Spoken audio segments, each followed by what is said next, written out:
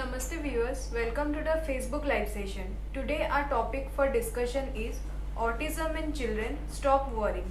And for our discussion we have with us Dr. Tarang K Vora, Consultant Pediatric Neurosurgeon at Apollo Hospital, Jubilee Hills, Hyderabad.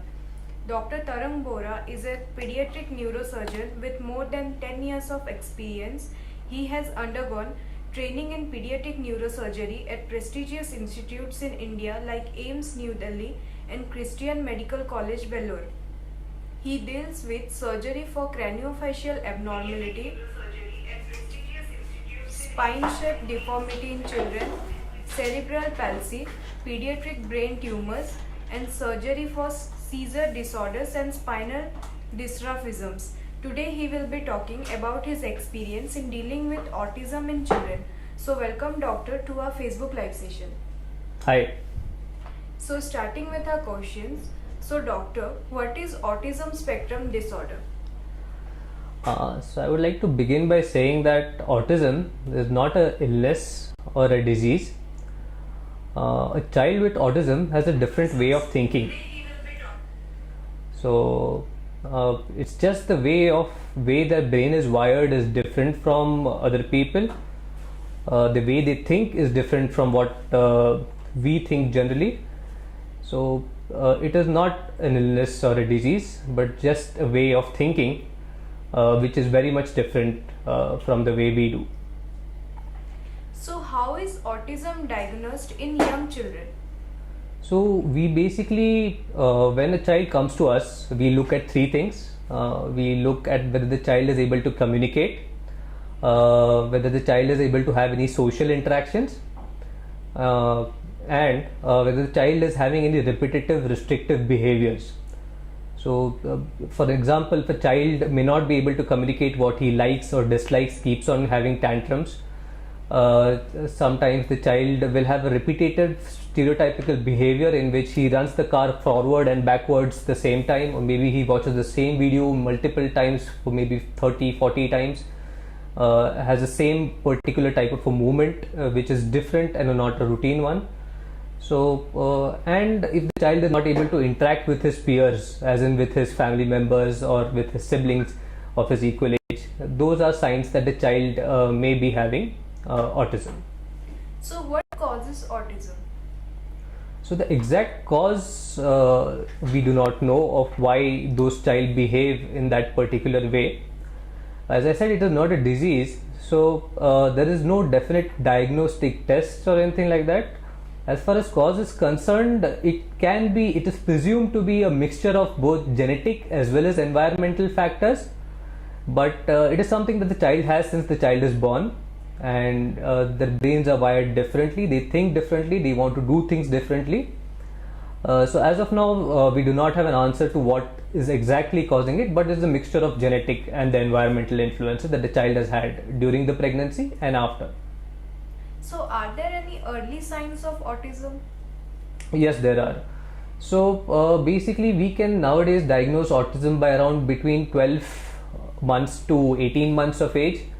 The early signs include slight delay in saying monosyllables like mama, papa in these children, delay in having an eye contact with the parents. Whenever the child, we call his name, the child will not look at you, he will just be staring into different space, child will not respond.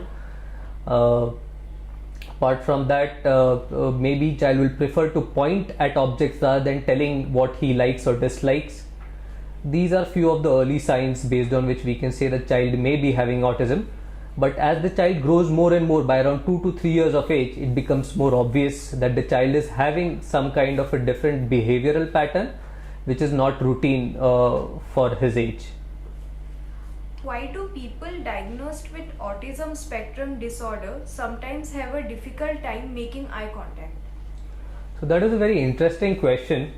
Children with autism spectrum disorder, as I said, have brains that are wired differently from the normal child. So there is a pathway in the brain which is responsible for recognition of the face and the facial emotions. So when we see somebody's face and the facial emotion, it gets registered in our brain. But in a child with autism, it does not get registered. So what registers for him is a particular subject, a particular object, a shiny bright object, or maybe an object that is moving very fast. So that will get registered in the brain, but looking at a face, they may not be able to register it so easily. The point being that they can see, they can have eye contact, it's just that they are not interested in it. They are interested in making contact with things that they like, that is a shiny object or an object that is moving fast, but not a face. So coming towards our next question, what is virtual autism? So that is a new terminology that people have come up with nowadays. Virtual autism is not like a classified diagnosis as such, but it has been observed over the last 10 or 15 years that children who are getting more screen time in their first or the second year of life, like watching a lot of videos, having a screen time of more than 1 hour or 2 hours per day, has been associated with delay in terms of speech, delay in terms of social interaction, and delay in terms of the repetitive behavioral abnormalities that they have, the temper tantrums that they have. So all these three have been seen very commonly nowadays because of the increased screen time that these children are having between 1 or 2 years of age. I would not classify these people as autistic, because children who are having this increased screen time, as soon as the screen time is cut down and the parents and the family start to give more time to their children, they tend to improve much better. Whereas an autistic child, a real autistic child, will not improve as much after the virtual screen time has been cut down. So how is the intelligence of children with autism?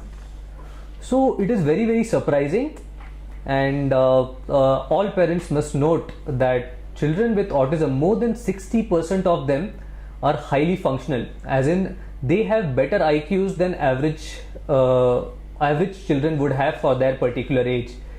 So you have these big entrepreneurs, big CEOs of big companies who are not they are socially awkward, but are very, very, very good at their work. These are people who have mild forms of autism, that is like something like an Asperger's, in which they are genius at what they do, but they are not good with eye contact, they are not good with social interaction, they cannot guess the emotions of the people very well. So it is in fact a boon that the brain is able to focus more on one subject, whereas it can leave behind the other social nitty-gritties that we have to face in our day-to-day life.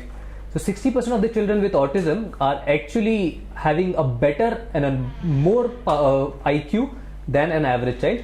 It is the other 30% who probably are not doing well. Of course, autism severe forms will be associated with intellectual disability, and they will have difficulty in even finding a job, or maybe even surviving without their parents becomes difficult, because they are not able to adapt themselves to the environment that has been created for a normal individual.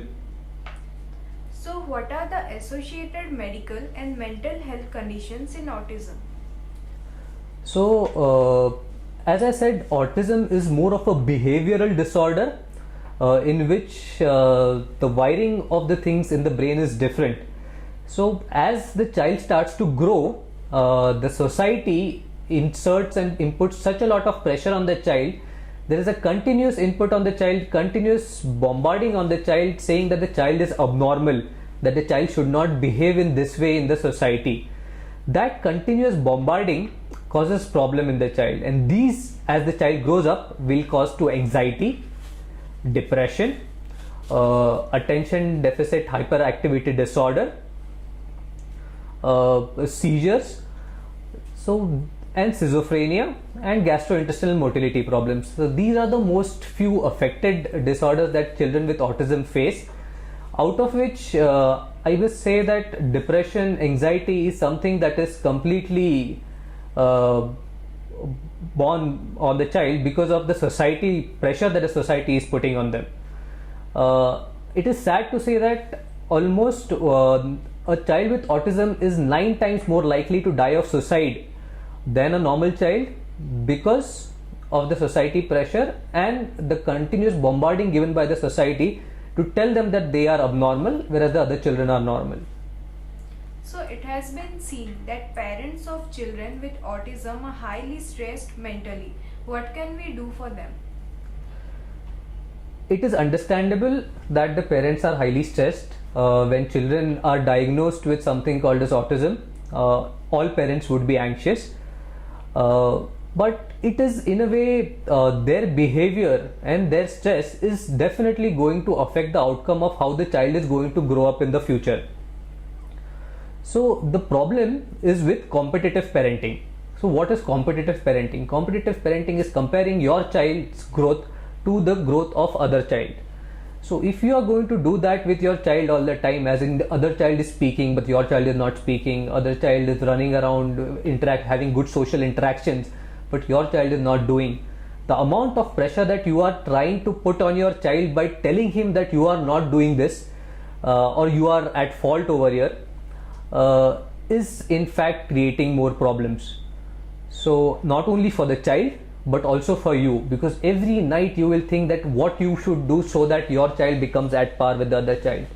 I must tell you that your child is a unique person. Your child is not an extension of your body. It is not part of your body. It is a completely different individual who has the right to live his life in a way he likes. So if your child is thinking in a particular way which is different from the way that others are thinking, that does not mean that he has to correct himself all the time. You have to give him space and create an environment for him to grow which is right and suitable for him. Can autism be cured? How is it treated? So as I said, autism is not an illness, so it is not something that requires a cure. It is a behavioral kind of a problem in which the child is having a certain behavioral pattern in which the child is not able to adapt to the behavior of other children of his similar age or the other people in the society. So these children are different. So there is definitely no cure for this. It is a pattern in the brain that is very much different than us. How are we going to treat this now? So the intention of giving treatment to a child with autism is to basically provide the child with the ability to adapt himself to the society. He is always going to think in a certain way throughout his whole life. You will not be able to change it. All we have to do is to make him more aware of the surroundings, make him more aware of the society, so that he can work along with the society rather than go in a different direction. So the treatment modality basically consists of three things. First and foremost thing is parental involvement. The parent has to agree that this is not a disease. Parent has to give the child a space and an environment for the child to grow. The second thing is to have a schedule. The children with autism love schedules. So if there is a fixed schedule that has been made for the child, it is easier for the child to comprehend and follow that schedule. So there has to be a patterned, structured schedule for every day. Like child has to get up at a certain time, do brush, get their meals on particular time. If there is a schedule, then the child will be fine. If something goes amiss in the schedule, then the child will throw tantrums. So this has to be inculcated gradually. The changes in the schedules have to be made, but there has to be a schedule, and that schedule is the only way of teaching a child how to live appropriately in this society. So I think parental involvement, schedule, and involvement of the occupational therapist, your pediatric neurologist, they can all help you in making the right schedule for the child. Sometimes the child can have some hyperactive disorders, some seizures. Those things will definitely need some medications to keep them in control. The seizures will require medicines. The hyperactive disorder, there are medicines for that. But if there is a general sense that overall autism doesn't require medicines or surgery, basically it requires behavioral therapy as well as parental support. So is there a role for neurosurgery in autism? That is again a very interesting question. The main answer to that is no in most of the cases. In 99% or 99.9% of the cases, there is no role for neurosurgery in cases of autism. But there are a few cases of autism who later on, as they grow up, they develop something called as an obsessive compulsive disorder, in which they have to do a certain thing in a certain way, and if they do not do it in that way, they are not able to sleep or they become very anxious. or they are not able to control their activity. It's like closing the door 3 times, opening the door 3 times, watching the same video 10 times, unable to sleep without watching the same video 10 times. So opening the tap and closing the tap 10 times. These are the kind of things, repetitive activity which is abnormal. These can be tackled with neurosurgery. So what we do as far as neurosurgery is concerned is put a deep brain stimulator for these children who have a stereotypical abnormal repetitive activity.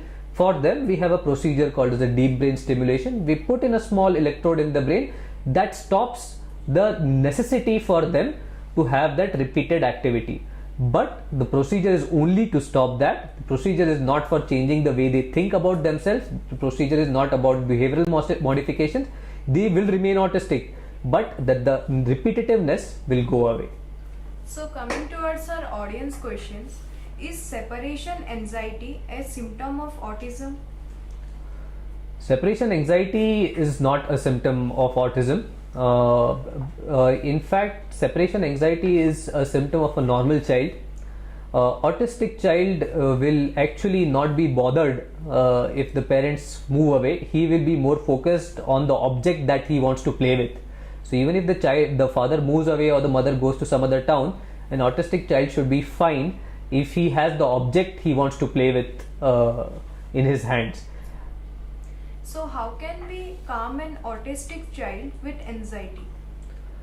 So the first and foremost thing is not to scold or beat the child. The main line of treatment, basically if a child is very anxious and has a necessity, it has to be provided to them.